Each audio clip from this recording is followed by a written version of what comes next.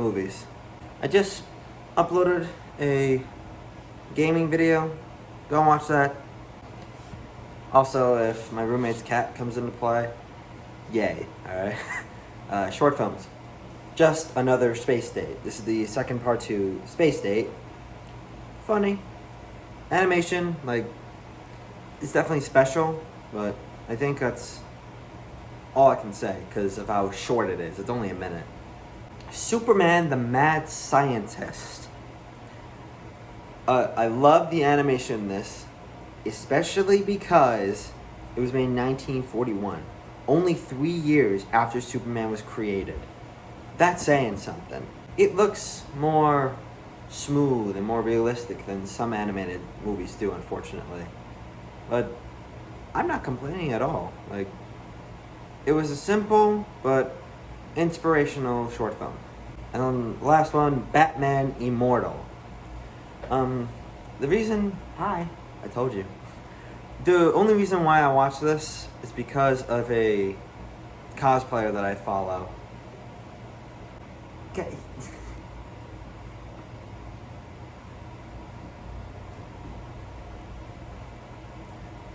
Yeah, the only reason why I watched this short film was because of a cosplayer called Saddle Up, this guy right here. I love his outfits, but this short film felt like more of a tribute than it did a short film. Alfred's narrating like the inspiration that Batman has on Gotham City, and he answers the question of whether Bruce Wayne is Batman or Batman as Bruce Wayne. But overall, it felt more like a tribute, but it still was a short film in general, so props to them. I didn't see that many movies, but I'm still gonna review them. 10 Things I Hate About You.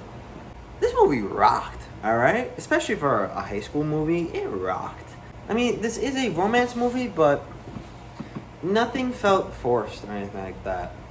Heath's character was getting paid to, like, see this girl, but eventually he does actually have feeling for her, even though he used to be, like, this badass that nobody fucks with.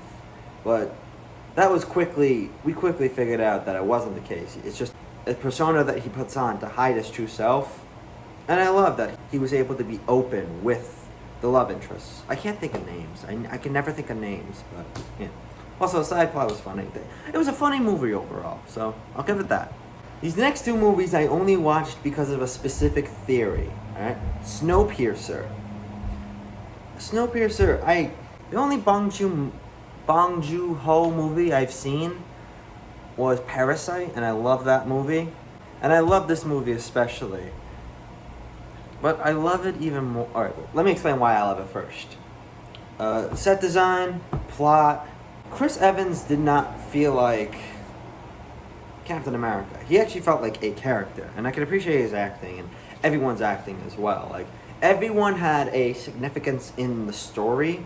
No side character, in my opinion, not like extras, but like no supporting character felt underused at all. Everyone had a purpose, and the ending to everyone's character was satisfying yet upsetting at the same time. Now, what specific theory am I talking about? Well, I'm talking about the Snowpiercer Willy Wonka theory. I firmly believe in the theory that Snowpiercer is a sequel to Willy Wonka and the Chocolate Factory. Not Charlie, Willy Wonka. And that's one of the main reasons why I watched the movie. And then, because I was watching part 2 of the theory video, I had to also watch The Host. And I love that movie as well. I'm going to consider watching more of Bong Joon-ho's movies because I love his direction and I love his writing as well. Again, every character had a purpose and had a conveying message and a character arc, especially a character arc. Like, even the daughter, she was helpless, but she saved a little boy's life. And the father stopped being all selfish. And he actually, like, became a hero in a way. Even though he was still learning from his mistakes and all that. And it did have a sad ending, but it also had a happy ending. It had a good conclusion to saying, okay, I firmly believe that this man grew to be a good person. And I love the direction that Bong Joon-ho did. And the last one is a documentary, but I already reviewed My Octopus Teacher, so I'm counting documentaries. Paris is Burning. I have to watch this for my queer cinema class. I wouldn't have watched it, not because of its views, but because I just wouldn't have never heard of it in the first place. But I'm glad I did, because it showed me a side of racism and sexism and the LGBTQ that I didn't see before. In the documentary, that a bunch of transsexuals and transgender people as well, they go to a club, and that's where they can be alive and be themselves. While the documentary also focuses on some of the drag queens' backstories and life stories in general, and how they're struggling, not just with themselves and people, but with society in general. Like how they struggle to make money and how they just struggle to live in general. And I'm glad they showed that. I guess they do have a payoff where they get to go to a club and they get to compete and be themselves and dress in whatever they want. I guess that is a payoff, but that's not the main message that I was trying to convey. I was trying to say that, like, we're not treating these people right.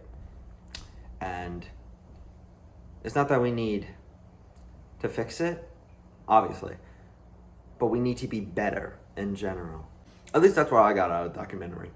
I know some of my other friends could have got another message, or they know exactly what it's trying to say, but that's what I got out of it personally.